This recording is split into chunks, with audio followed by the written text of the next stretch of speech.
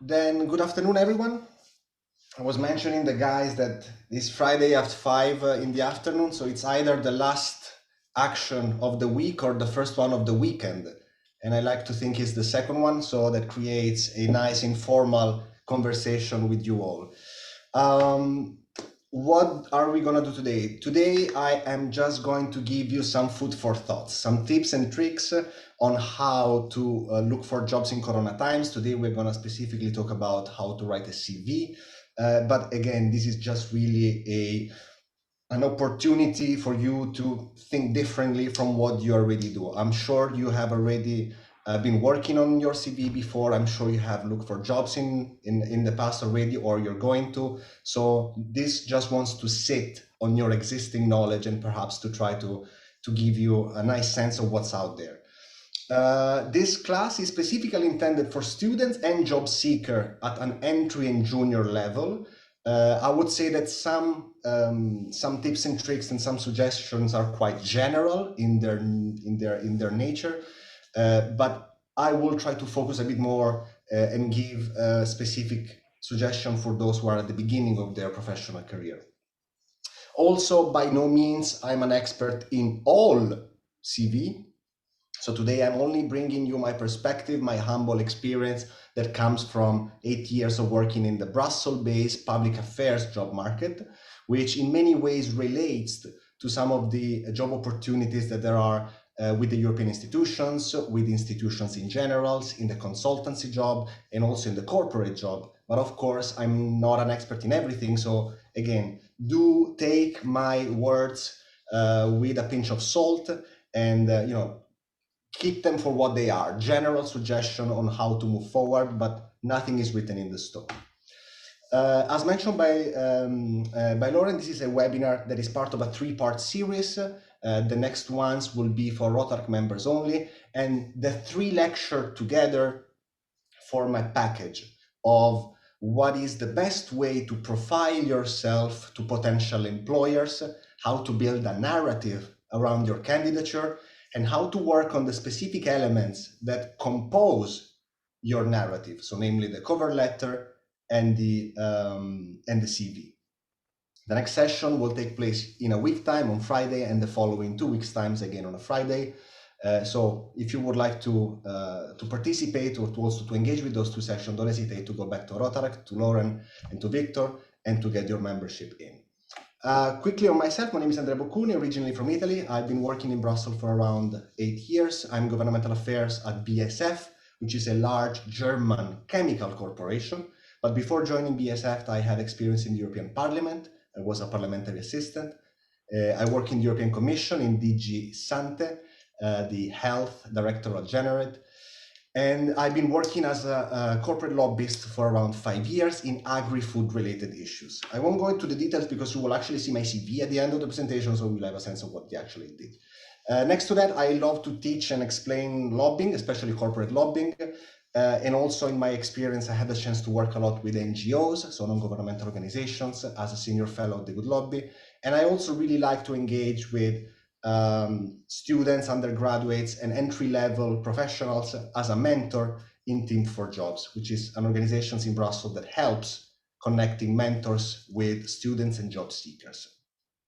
Now, there was really a lot of talks, and I suggest to kickstart this discussion by asking you, what do you think about this topic? So I would kindly invite you to follow me on menti.com. You can put the code here. You can connect via your browser, but you also can connect via your smartphone. Feel free to connect with the way you prefer. And in the meantime, you will wait for me because I will meet you again in the Menti presentation. Very well. Okay, so I would say let's just start from the beginning. And also let me get a sense of who is in the audience today. So you can find the code on the upper part of this window. So again, you can go on menti.com and to put the code 13681901 and participate. So just a sense just for me to get a sense of who is in the room today, what is your level of experience. and how do you see yourself in the job market at this point?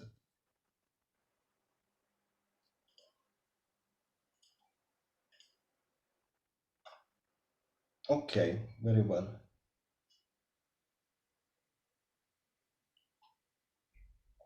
So indeed, the majority of you is at the entry level, so most of what I will be saying today will be directly applicable to you and to your job seeking moment.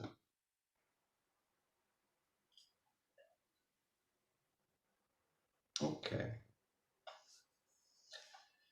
Okay, very well. Then please bear with me with another question, which is, just feel free to voice up. What are your biggest concerns when you think about your CV? Obviously, everything here is anonymous, so feel free to do and to really express whatever you feel like.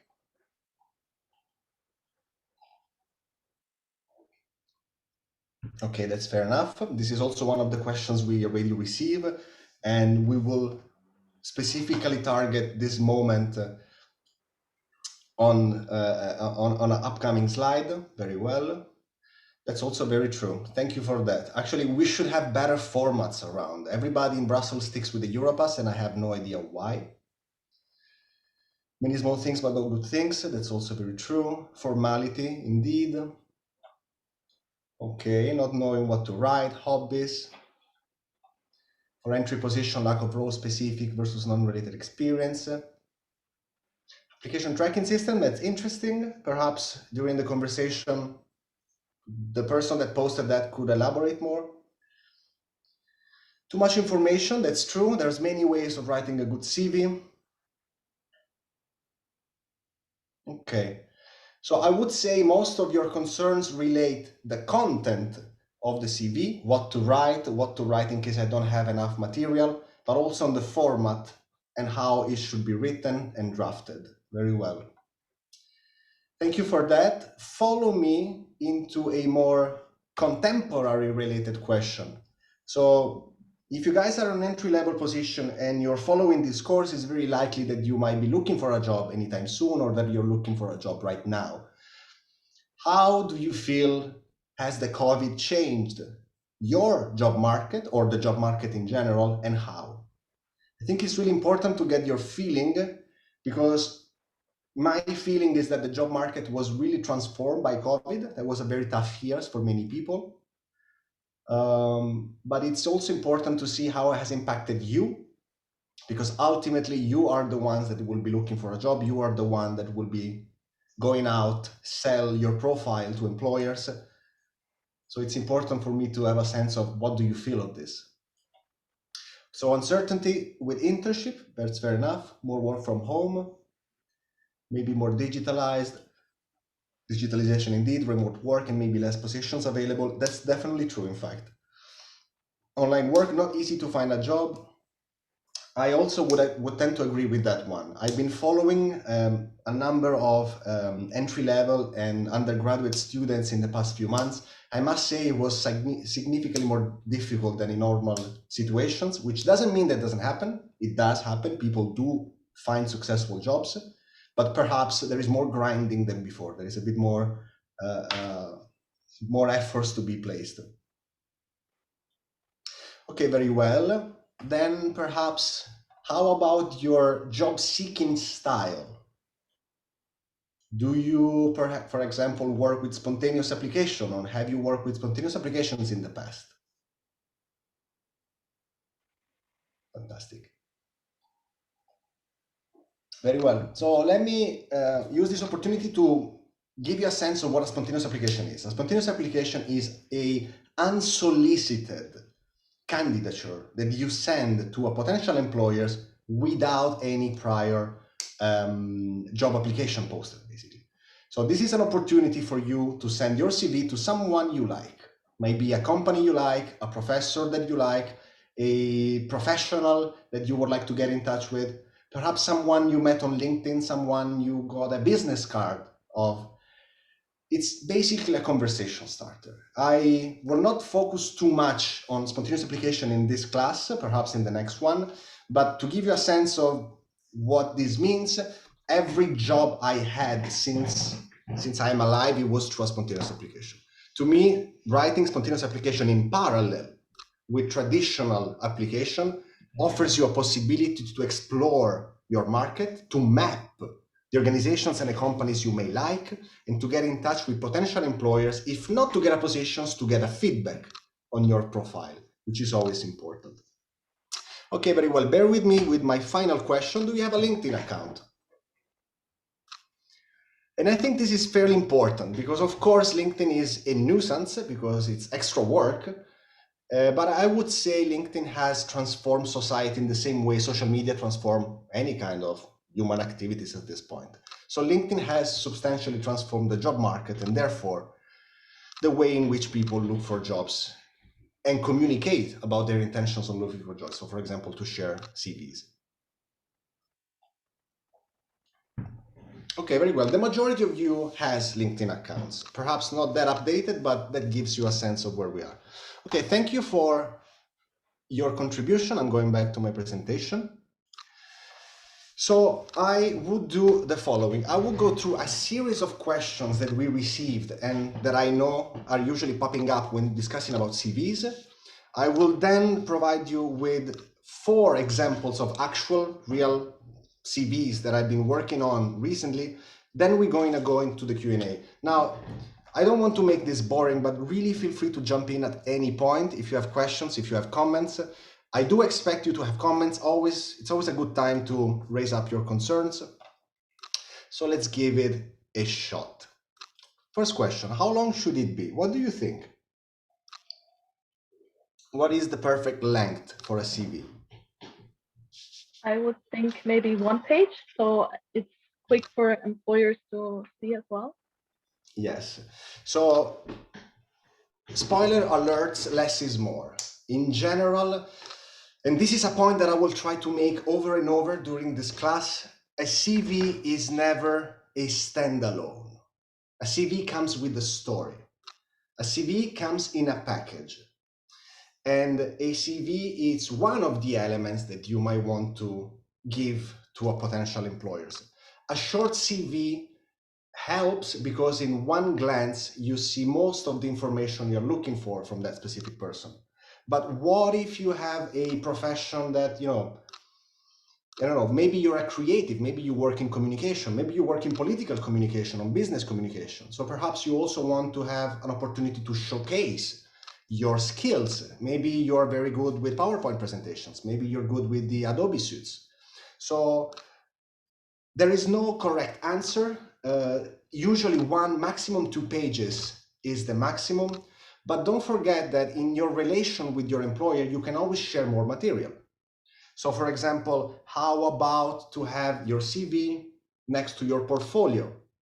And would it be best if your portfolio had the exact same format of your CV, as well as the cover letter, in fact? So basically you create a bundle of information that I can go and search for if I need more from you.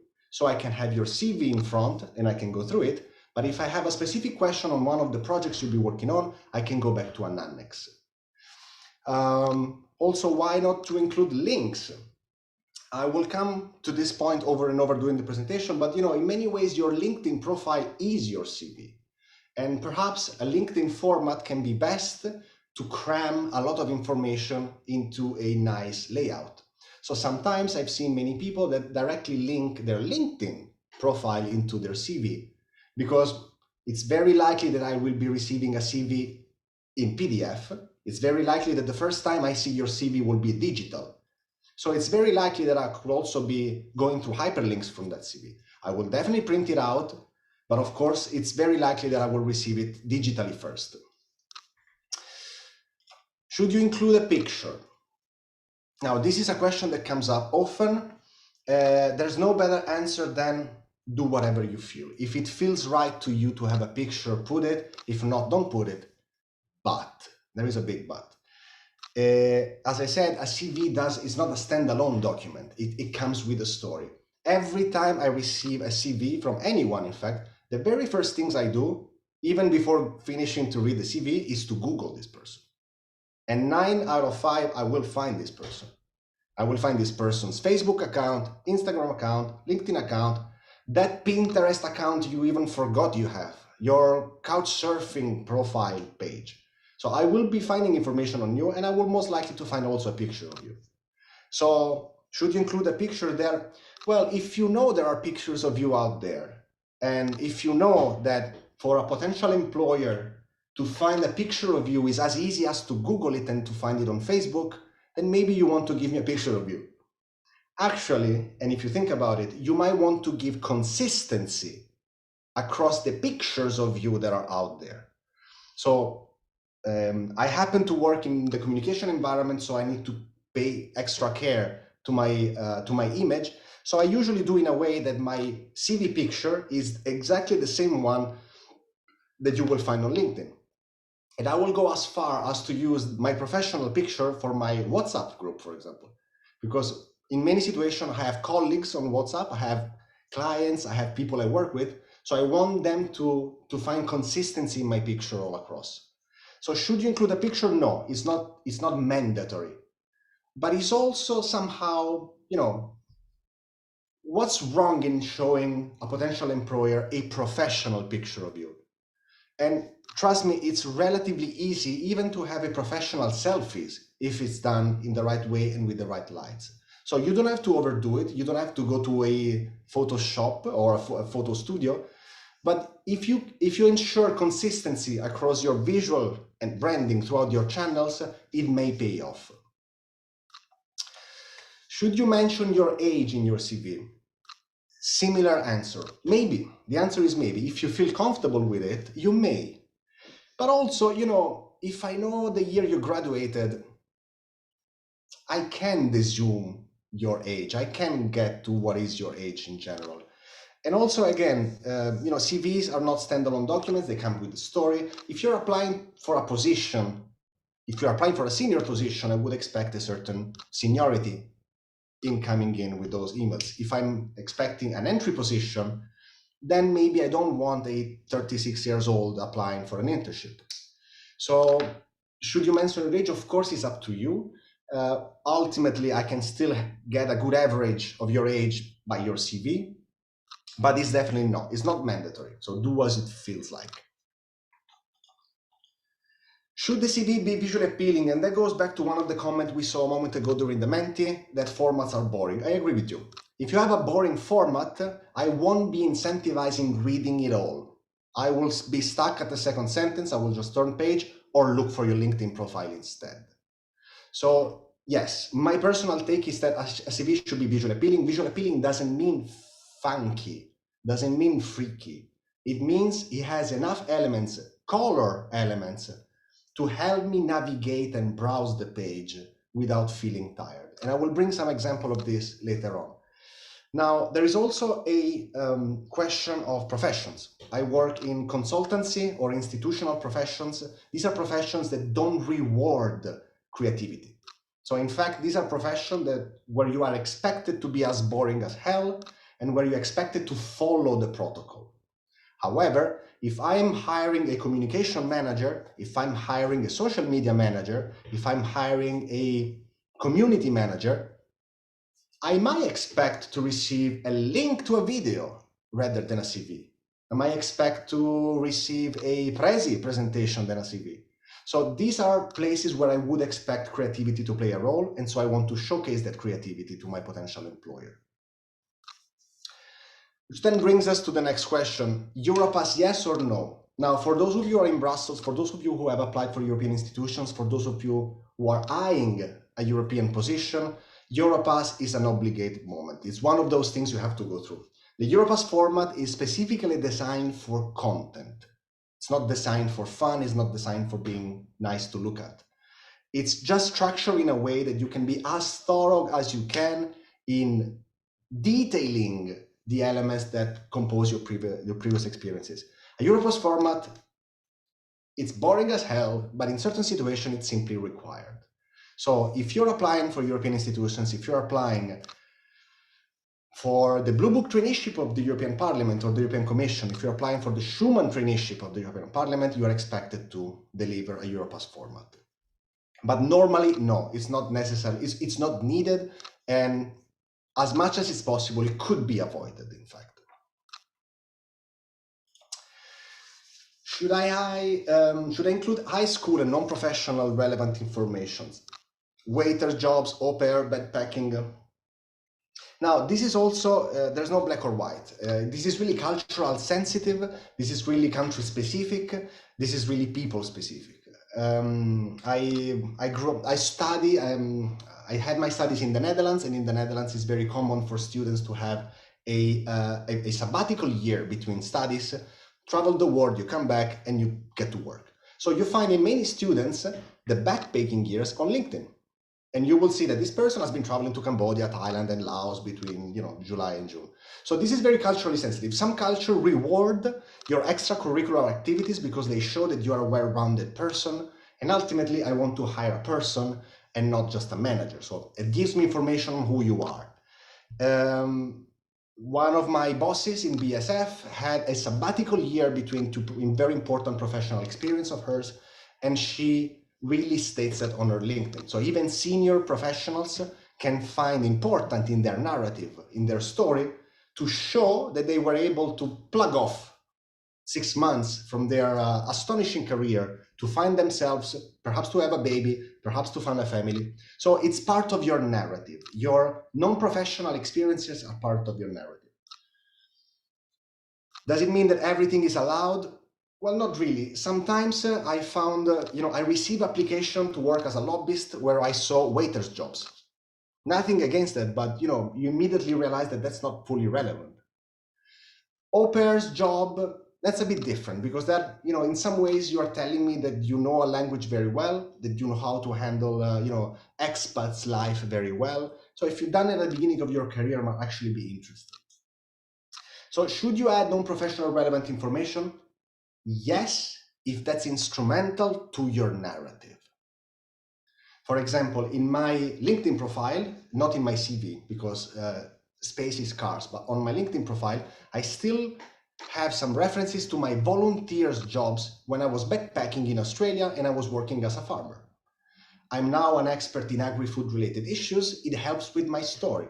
It helps to tell the story that when I was younger, I went to Australia, I started farming, and then I got the idea to dig more into farming policies. It doesn't add to my professional capacity, it's just part of my narrative, and some people might like it. Connected to non-professional experience, volunteers jobs. Now, again, there is no blueprint, there is no correct answers. My personal position is that volunteering in jobs, they're an opportunity for you to learn skills that you wouldn't learn otherwise. So for example, when I was working as a consultant and lobbyist, I gave many university classes, just to universities, because it was good for me to practice my public speaking skills. Would you like to get some volunteer experience? Join Rotaract, for example. I'm not joking. So the fact that you join student association, university association, cultural association, maybe you play music, maybe you play arts, maybe you have a managerial position in your local choir. Even though this is not directly related to your job, it shows something. Maybe if you've been working in a university association for years, that's a great way to explain that you have organizational skills. Maybe that's a great way to showcase your project management skills. Maybe your association manage a small budget for events. These are events organizing skills. These are highly prized in Brussels. So again, everything that is not your job might still be instrumental to tell a story. And sometimes people forget that employers want people. Employers want stories. And that's already one of the answers to the question, I have no experiences, what do I say in my CV? That's okay. If you're an entry position, you're not expected to have many experiences. So I'm more interested in who you are rather than what can you do, because I know that what can you do is limited. But who you are, no, I know you have 20, 25 experience of being you. So tell me who you are. And if you are a fit for my team, I will be more inclined to hire you than someone that has the best skills, but is not a fit for my team. So who you are, your personality, your hobbies, your volunteer skills are as important as your professional skills at the entry level. So obviously, the higher you go, if I'm opening a vice president position, I will be looking at professional experiences, obviously. But given where you are at the entry level, junior position, who you are is as important as what can you do, given your experience or lack of it at the moment. Any questions so far? Any comments?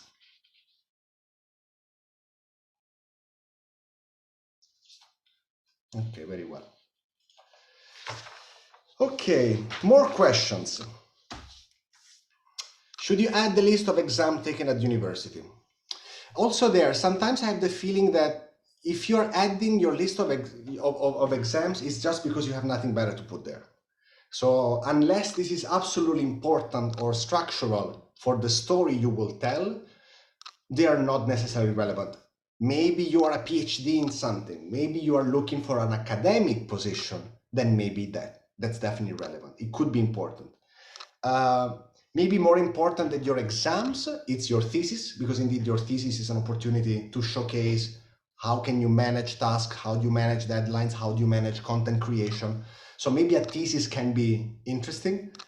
One of my previous employer was interested in a thesis I gave many years ago, and there was an opportunity for him to call me. So that's always a conversation starter. It gets you somewhere, and you can bring a bit of yourself to the debate. Similar question, your hobbies and personal interests. Your hobbies are different from your non-professional experiences. So your work with an association is different than I like yoga. Your hobbies and personal interests can be important. They are not the center of your CV, but they are a nice bottom footnote that an employer might find interesting to have a look at. Maybe you have been, volunteering since you were a child. Maybe you have, a particular sportsy approach. Maybe you are an athlete in your personal life. That will give me important information on the kind of professionals you will be. So this could help. If you're a musician, put it there. If you like to travel, put it there and tell me where did you go. It could always be a conversation starter. I remember a friend of mine, he was a psychologist and he had he was training military in his country in Bulgaria, and he always put it at the bottom of his CV as hobbies because he knows that everybody will ask that. So that's simply a conversation starter that gets you closer to the person you're talking to. Now, should you add a personal statement? This is really important. A personal statement is more important than the votes you get in high school and in university. Because a personal statement, if crafted well, you're basically stating who you are. You're stating what you want, you're stating what are you looking for, which is sometimes the most difficult things to explain from someone in your position. Because you are 20, 25, you're just finishing universities, and you have so many opportunities around you that it's difficult for you to pinpoint exactly what it is that you're looking for. However, if you see it from the perspective of someone reading your CV, having a clear statement gives me direction. It gives me an idea of how can I approach you and what can I do to have you grow and to have you developing into something. So a personal statement, it's really important. I would use the same personal statement in your cover letter and on your LinkedIn profile. A personal statement, we will discuss personal statement a bit more in the next class, but a personal statement is basically 5 lines that says what you want and how is that employer, how will that employer help you to get there. I will bring some example of personal statement in the next slide, but it gets you thinking. If you are in front of someone new and this person asks you, what is it you want in life? You might want to get an answer if that's your potential employers, and that's an opportunity to say something about you. In general, everything that is on the CV should be as detailed and specific as possible, but I will bring some example in a slide. So keep it in the back of your head for the time. Should you add your IT skills? Now, I still receive many CVs where people specify that they are good in PowerPoint, Office, and Excel. I mean, thank you for that, but it's 2021. We've gone past through it. So you should add your IT skills if your IT skills are outstanding or above the average. Honestly, I expect everyone to have basic knowledge of Excel, basic knowledge of PowerPoint, basic knowledge of Word and Office package. So you should really try to tell me something that goes above the average. Let me know if you know how to use, I don't know, Canva, MailChimp, the Adobe Suite, Photoshop. Let me know if you know how to use statistical software, or let me know if you know how to code. If you have basic command of Python, C++, this is something you should put there.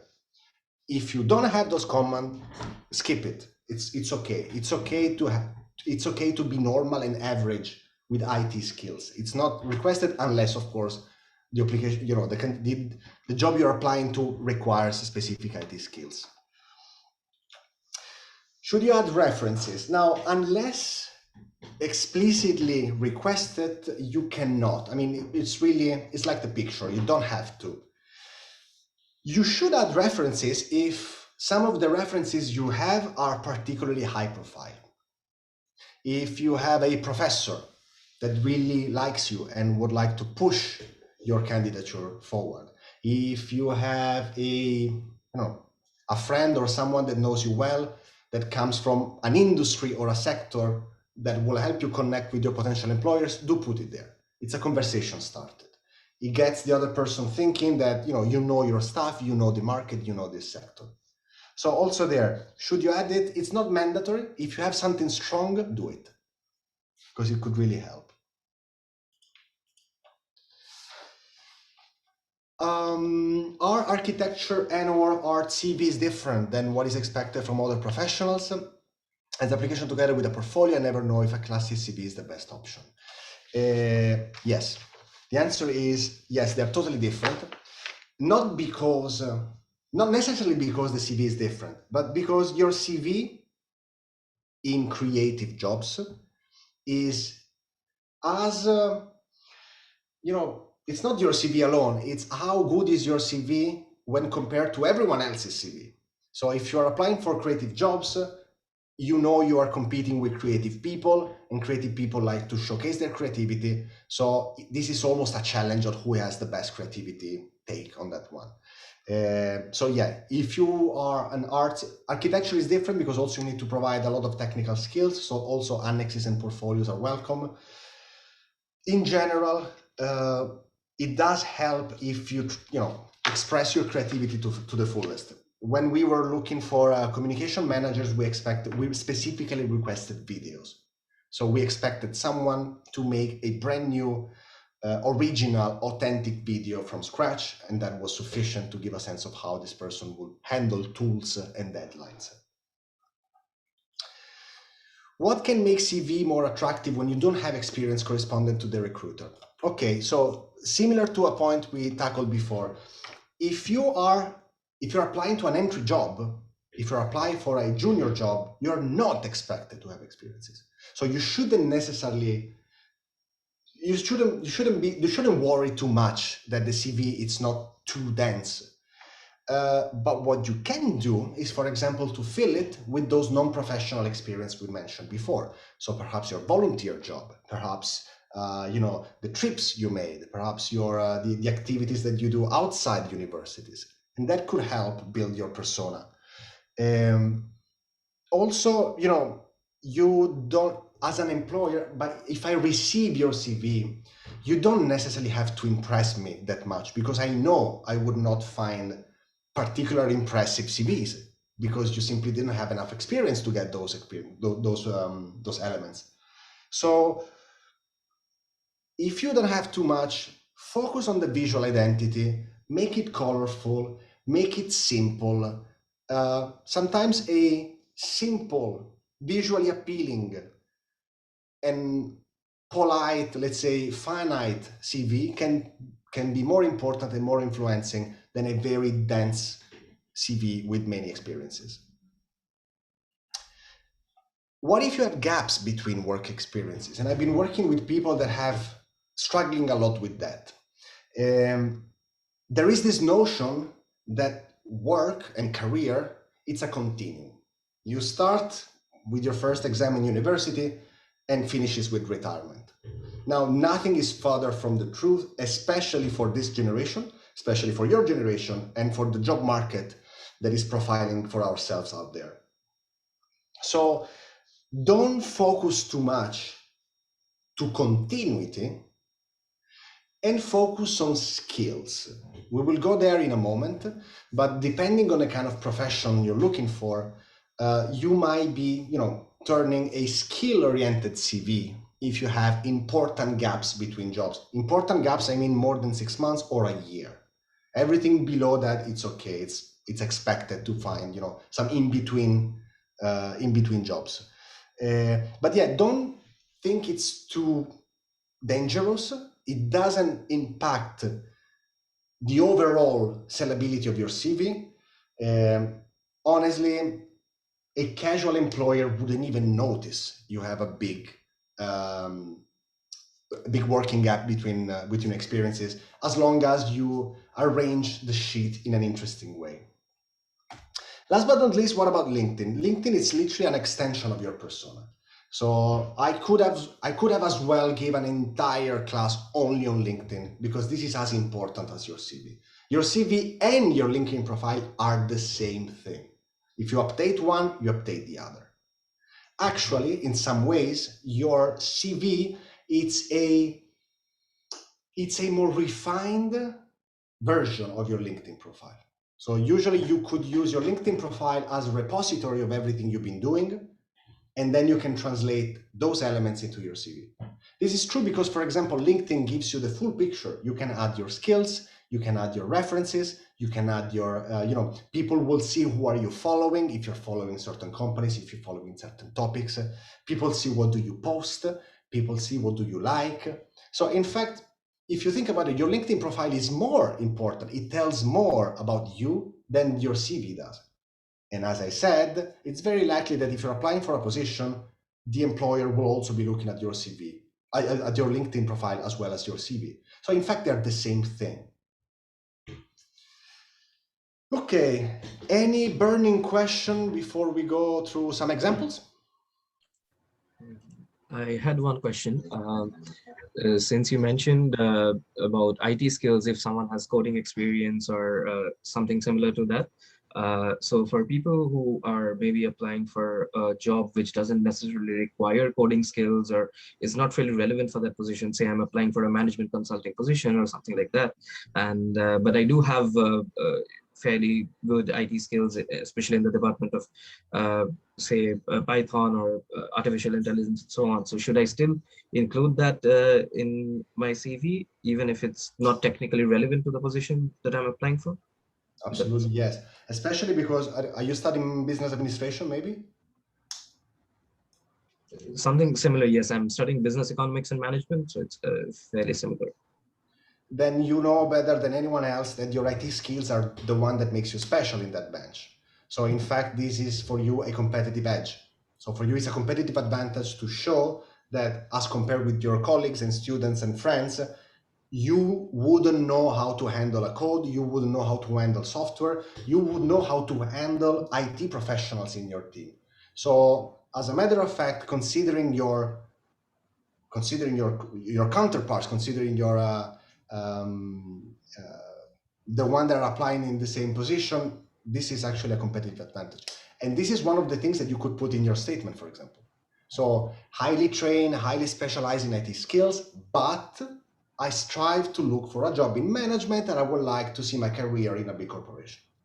So you clearly frame your interest in a market, you clearly state what is your preferred role, but you also say, look, I'm slightly different from the average person you have for this position. I'm actually better. Let me explain you why. Okay. Thank you. Can I ask a question? Are there things that we should avoid to write into a personal statement in order not to discourage the reader to drop our CV? Yes, don't be boring. Don't put empty statements. I'll give you an example in a moment, but something that happens a lot, especially also in cover letters, you tend to write in words what's already on the CV. I mean, if it's on the CV, I know it. You don't have to explain me that you are a super passionate expert in biotech. That I can read. What I don't read in the CV is what do you want? Or, and this is the first question that every employers ask everyone is, why you're applying here? And the question is specific because there are many jobs out there. So why choose us of the many possibilities you have? That's an answer you want to have a good, that's a question you want to have a good answer for, because that shows commitment, it shows dedication.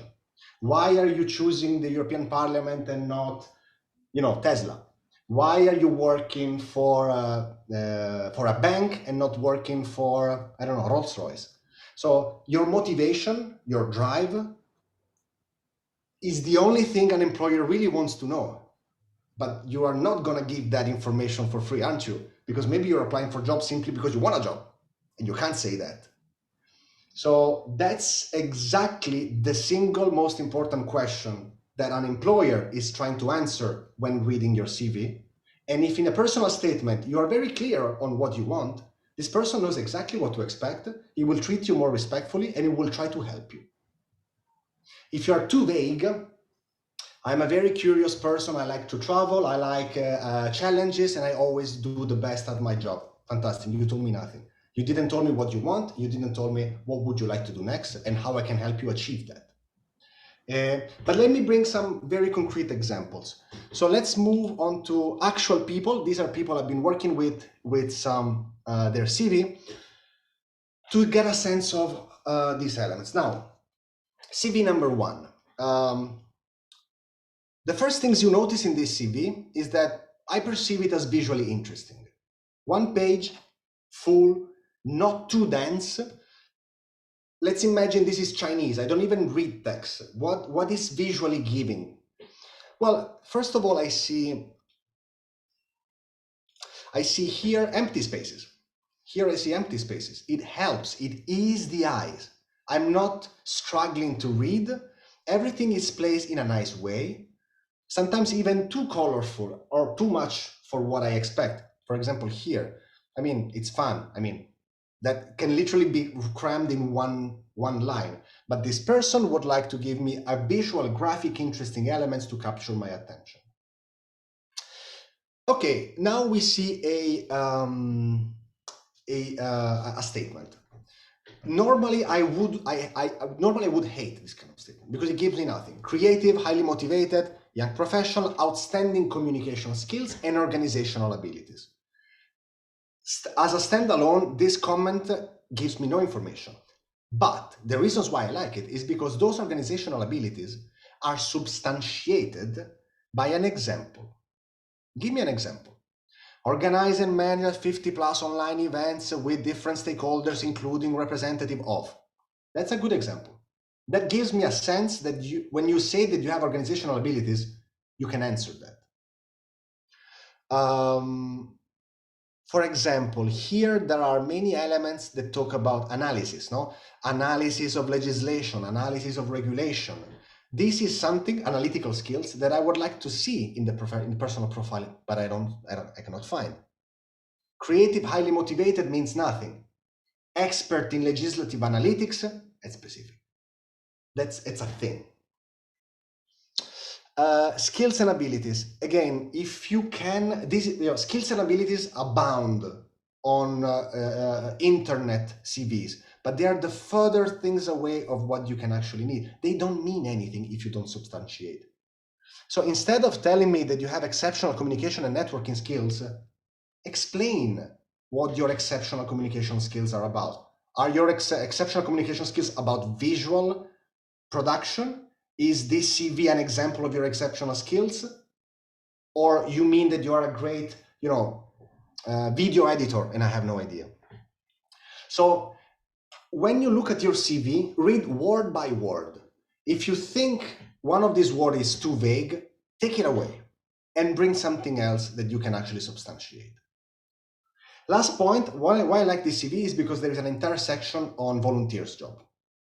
So this person is telling me that her network skills, the one that we see here,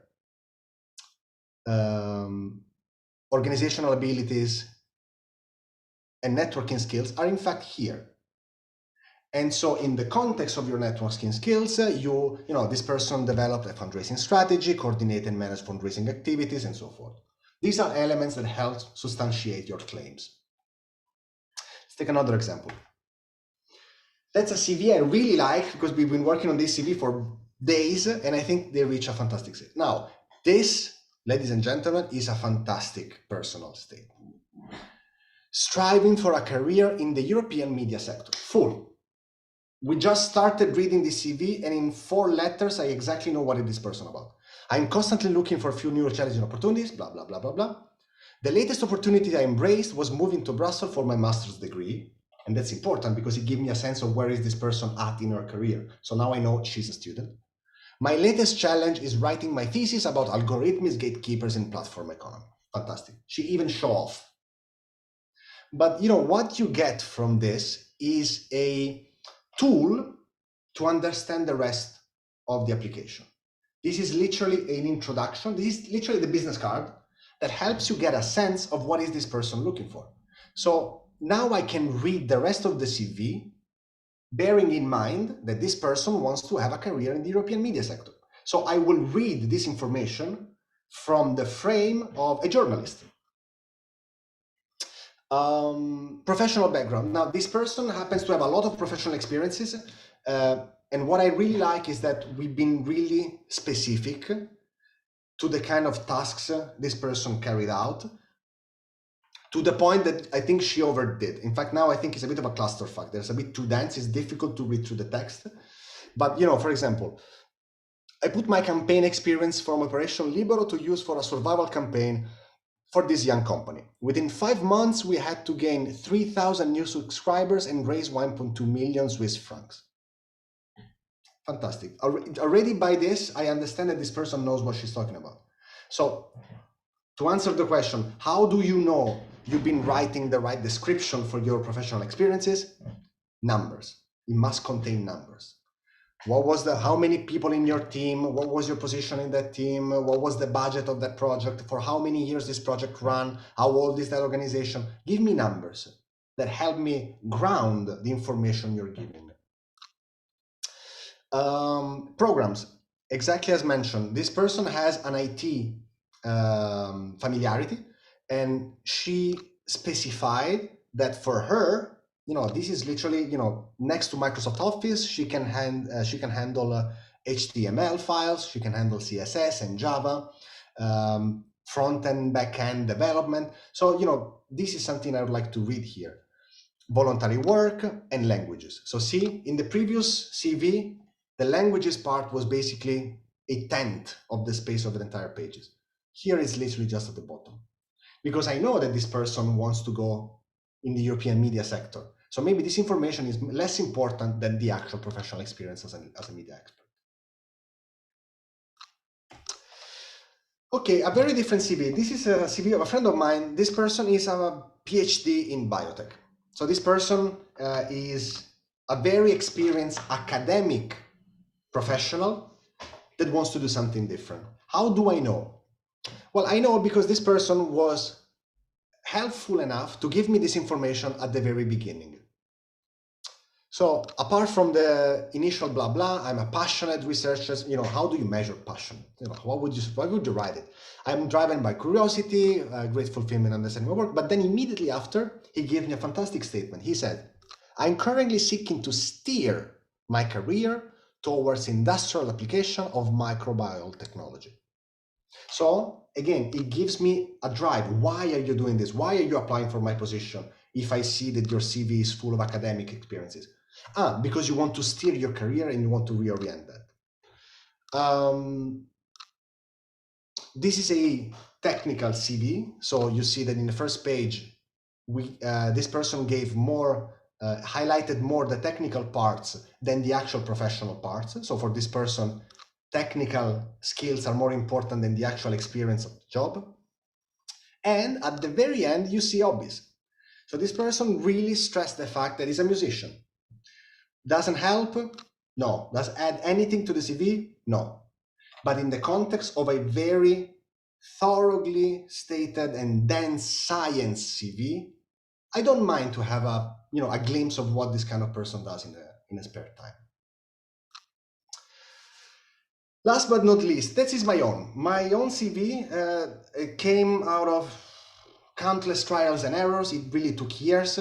My CV is actually 3 pages long. So here I'm showing you the first and the last. And the reasons why I'm showing only these 2 pages is because I like my CV because it answers a question. How can I best talk about all my professional experiences in a way that it doesn't fill the space and so it's unreadable? So I've been working as a consultant for many years, and the problem with being a consultant is that you work with totally different projects. So it's difficult to give a coherent narrative if you've been touching upon so many different projects that, you know, it doesn't give a uniform narrative. So what I try to do is to, in the first page, give a glance overview of my experiences, but then in the third page, I go into depth. It's like my portfolio. So all the elements that are in the third page were actually brought forward in the first one. So this experience here, it's here. This experience actually is here. The EP lobby here was there. Iodine was actually there. And here I put all those details that I could have never put in my first page without making it totally unreadable. So you would say, you know, I try to be as specific as possible. My job is communication, so I really want to specify with whom did I communicate it. So in these cases, for example, I've been working with certain European institutions, and I really specify all the institutions I spoke with and I engaged with. I spoke with many commissioners, fantastic. Which were the commissioners I spoke with? How long was the project? What was the budget? What was my role within the team? So these are elements that help my narrative, because usually when someone looks at my CV, only stops on the first page. He or she will be attracted by one of the 2 elements and say, interesting, this position, tell me more. And I will say, fantastic, go to page 3, and you actually see more information on that one. This is always coupled with internet, online. So as you see, there are links, because I know that this CV will be read as PDF and it will be shared online. So the first things I did is to add link, because everybody knows the European Parliament, but nobody knows Cultural Partners, nobody knows High Corporate Affairs. So I need to help the reader with some visual cue, with some elements that will ground my experiences to something this person might relate with. Okay, I'm very mindful of the time, and I'm really about to conclude. I know it was a shower of information, and we'll be touching about many, many different aspects. As you have figured by now, they are all relevant, but none is mandatory, because at the end of the day, this is not rocket science, this is just a CV drafting. And so before opening for a quick Q&A, and as a conclusive remarks, I'd like to leave you with 3 elements. Lesson number 1, it takes time to build a CV. Don't be shy, ask for feedback. CV drafting, it's an art, it's not a science. Literally, you could do the same things in many different ways. And your personal taste, cultural differences, country-specific elements, the specific of the job you apply to, they all play a role.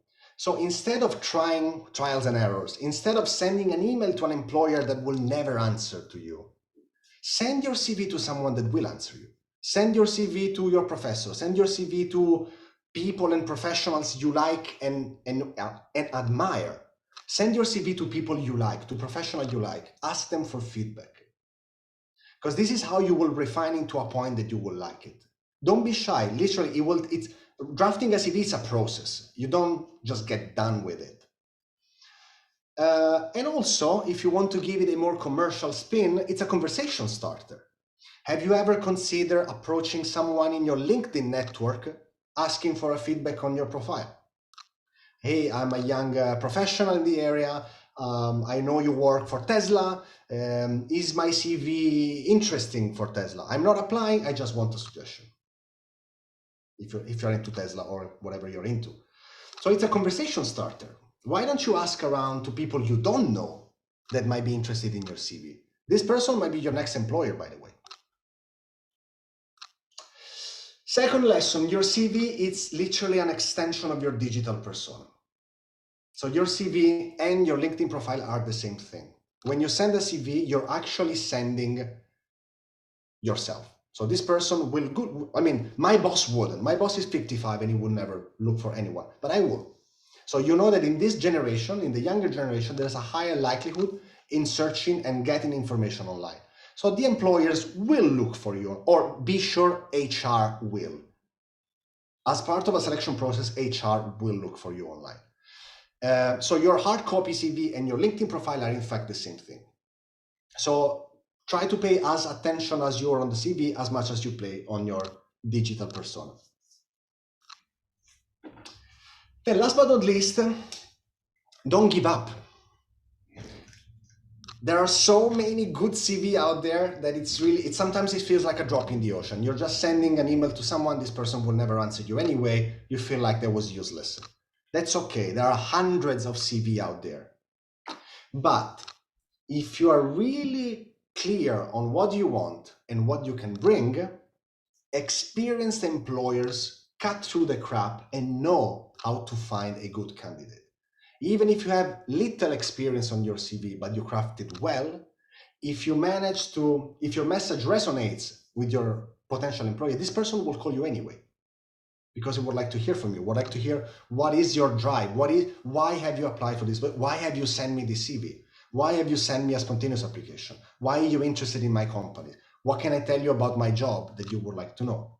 So experienced employers know how to spot a good candidate. Experienced employers read many junior or entry-level positions. So if you read many, after a while you get a knack for it and you can see what is more important.